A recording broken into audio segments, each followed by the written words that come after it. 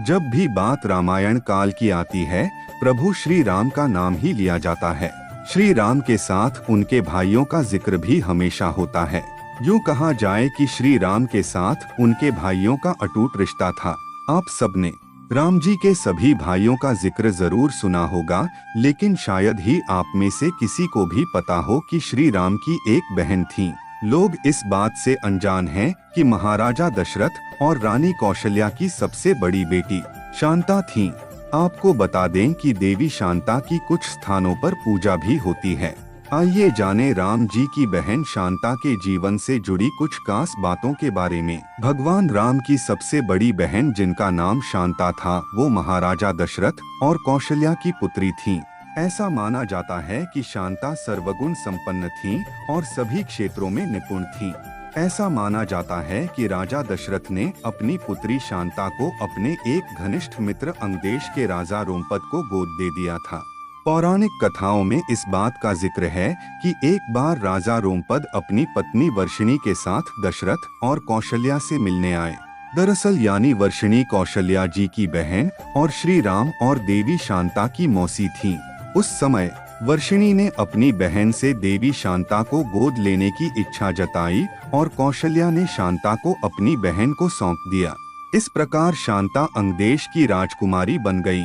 ऐसा माना जाता है कि देवी शांता वेद, कला और शिल्प कला में निपुण थी। शांता बहुत ही सुंदर थी।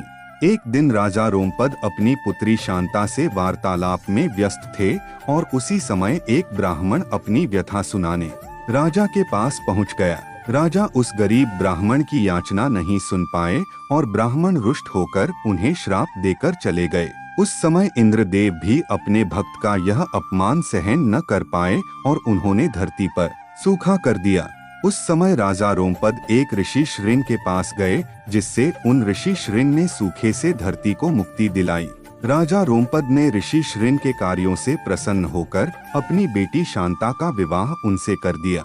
ऐसा माना जाता है कि शांता और ऋषि श्रृंग के पूर्वज सेंगर राजपूत हैं, जिन्हें एकमात्र ऋषि वंशी राजपूत कहा जाता है। ऐसा माना जाता है कि सबसे पहले राजा दशरथ की पुत्री का जन्म हुआ, लेकिन पुत्री होने की वजह से वो सिंहासन पर नहीं बैठ सकती थीं, इसलिए उन्होंने शांता को गोद दे दिया। जब कई सालों बाद राजा दशरथ को पुत्र रत्न की प्राप्ति नहीं हुई, उस समय ऋषि श्रृंगी ने पुत्र की प्राप्ति हेतु यज्ञ करवाया, जिसमें शांता भी शामिल हुई। उस यज्ञ के बाद दशरथ को 4 पुत्रों श्री राम, लक्ष्मण, भरत और शत्रुघ्न की प्राप्ति हुई। रामायण में शांता का विस्तार से विवरण इसलिए नहीं है क्योंकि उन्होंने बचपन में भी राजा दशरथ का महल छोड़ दिया था और वो पुत्री होने की वजह से सिंहासन न संभाल सकी थीं। लेकिन आज के समय में दक्षिण के कई मंदिरों में देवी शांता और ऋषि श्रृंगी की पूजा की जाती है। तो दोस्तों, उम्मीद करता हूँ आपको यह वीडियो पसंद आई होगी। अगर यह वीडियो आपको पसंद आई है तो प्लीज मेरे चैनल को लाइक, शेयर और सब्सक्राइब करना ना भूले। मिलते हैं एक और नई वीडियो के साथ, तब तक के लिए ओम साईं राम।